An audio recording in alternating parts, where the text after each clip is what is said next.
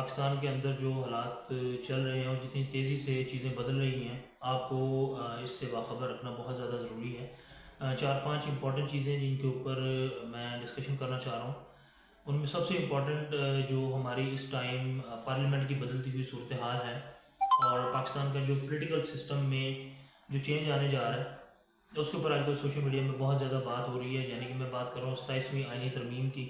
पहले 26वीं आईनी तरमीम हुई, उसके बाद जो है वो 27वीं आईनी तरमीम जो है वो आज लाई जा रही है और उस पर मीडिया पे डिस्कशन भी हो रही है। बिलावल भुट्टो ने उसके ऊपर एक ट्वीट भी कर दिया।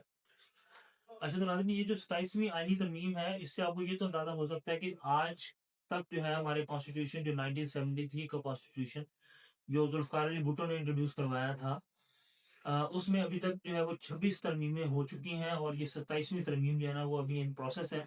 उसके लिए तमाम राहें जो है वो हमवार कर ली गई हैं और अब सिर्फ जो है सिग्नेचर होना बाकी रहते हैं। तो ये जो 26 तरमीम है, इनके ऊपर हम एक डिटेल से वीडियो बनाएंगे। हम आप लोगों को बताएंगे कि ये जो 26 अमेंडमेंट्स आई है आइन के अंदर, तो आइन को किस किस तरीके से चेंज किया गया। अभी ये जो 27th अमेंडमेंट है, इसके अंदर जो मेन चीज़ें अभी तक सामने आई हैं, उनमें सबसे इम्पोर्टेंट तो ये है कि 18वीं तरमीम जो है उसकी जो प्रोविंशियल पावर्स हैं, हो सकता है उनके अंदर कोई तब्दीली लाई जाए। ये बिलावल भुट्टो के ट्वीट से ये चीज़ जाहिर हो रही है।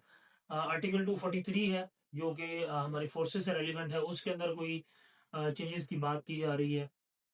प्लस जो प्रोविंशियल ऑटोनॉमी है, उसके ऊपर डिस्कशन की जा रही है कि हो सकता है सूबों की कुछ पावर्स को जो है वो मुंतकिल कर दिया जाए वफाक में और वफाक को जो है वो पावरफुल बनाया जाए। क्योंकि 18वीं तरमीम के बाद ऐसा महसूस होता था कि जो वफाक है वो उसकी पावर्स कम हो गई हैं और रिस्पॉन्सिबिलिटीज कम हो गई हैं। जिसमें एनएफसी अवार्ड है, फाइनेंशियल सिस्टम है, पॉलिटिकल सिस्टम है, पॉपुलेशन के कुछ कंट्रोल्स हैं, हेल्थ के कुछ कंट्रोल्स हैं।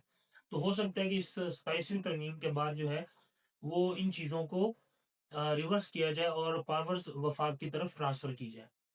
इसके साथ साथ जो है वो एक और इम्पोर्टेंट जो इस अमेंडमेंट की जो बात है, उसमें जुडिशियल सिस्टम की रिफॉर्म्स है, जिसके अंदर बहुत सारे डेजिग्नेशंस को जो है वो लीगल या कॉन्स्टिट्यूशनल जो है वो बनाने की कोशिश की जा रही है। और इसके साथ साथ कुछ जुडिशरी में जिनमें एग्जीक्यूटिव मजिस्ट्रेट्स की अपॉइंटमेंट्स हैं, जिसके अंदर जो है वो जजेस की ट्रांसफर एंड पोस्टिंग है। तो ये बहुत सारे इशू हैं। अब इस 27वीं तरमीम के अंदर जो सबसे इम्पोर्टेंट बात है वो हमारे जुडिशियल सिस्टम के लिए है कि ये मेरी एनालिसिस है। इसको कोई डॉक्यूमेंटेड प्रूफ अभी तक किसी के पास में मौजूद नहीं है, जैसे बाकी तज्जियाकार जो है वो बता रहे हैं। तो मैं थोड़ा सा इसके ऊपर जो मैंने रिसर्च किया है और जो एनालाइज किया है, वो मैं अपनी ओपिनियन बयान कर रहा हूँ। तो अगर जजेस की ट्रांसफर एंड पोस्टिंग की हम बात करें, तो इससे ये होगा कि जितने भी हाई कोर्ट्स हैं, चाहे पेशावर हाई कोर्ट है, सिंध हाई कोर्ट है, इस्लामाबाद हाई कोर्ट है, लाहौर हाई कोर्ट्स हैं, तो यहाँ से अपनी मर्जी के जजेस को कहीं भी ट्रांसफर किया जा सकता है। तो इससे क्या होगा कि ये आई थिंक अदलिया के तबूत में आखिरी कील साबित होगा। क्योंकि अगर कोई भी केस जो है वो किसी भी पोलिटिकल गवर्नमेंट के अगेंस्ट है या किसी भी पर्सनैलिटी के अगेंस्ट है, तो वो जब चाहे उस जज को वहां से ट्रांसफर कर सकते हैं किसी भी कोर्ट के अंदर। तो और अपनी मर्जी का जज जो वहां पे अपॉइंट कर सकते हैं। ये आप जस्टिस सरफराज डोगर की जो पोस्टिंग इस्लामाबाद हाई कोर्ट में हुई, लाहौर हाई कोर्ट से उठा के उसमें आप देख सकते हैं। तो इस टाइम जो इस्लामाबाद हाई कोर्ट के अंदर जो जजेस बैठे हैं, उनका 5-6 जजेस, उनका केस भी जो है वो चल रहा है। तो हो सकता है इसी सिलसिले की एक कड़ी हो।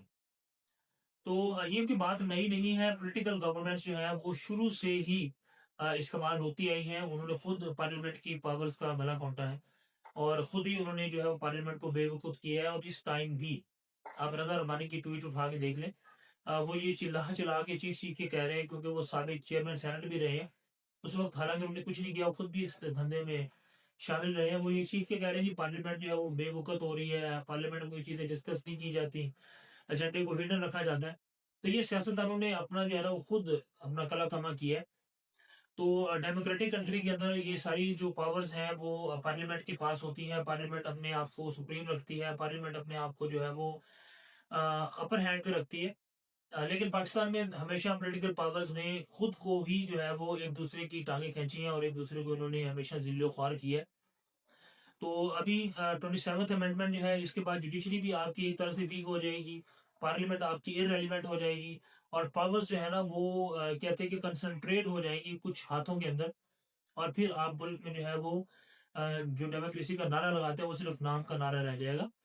एनी हो देखते हैं अभी 27th अमेंडमेंट जब मंजूर होती है तो उसके अंदर जो है वो क्या क्या चीज़ें, वो फाकुल मदारस की भी बात की जा रही है, मदरसों को रेगुलराइज करने की बात की जा रही है। तो बहुत सारी चीज़ें इसके अंदर मौजूद है। पीपल पार्टी हो गई, मौलाना फजल रहमान हो गया, पीटीआई हो गई, बाकी जो जितनी भी इत्तेहादी जमातें हैं सारी, सब लोग इसमें शामिल। अब देखना ये है कि ये अमेंडमेंट जब पास होती है तो इसके बाद क्या क्या तब्दीली कानून में आती है और किस टाइम जो है किस तरह से चीज़ों को आगे चलाया जाता है।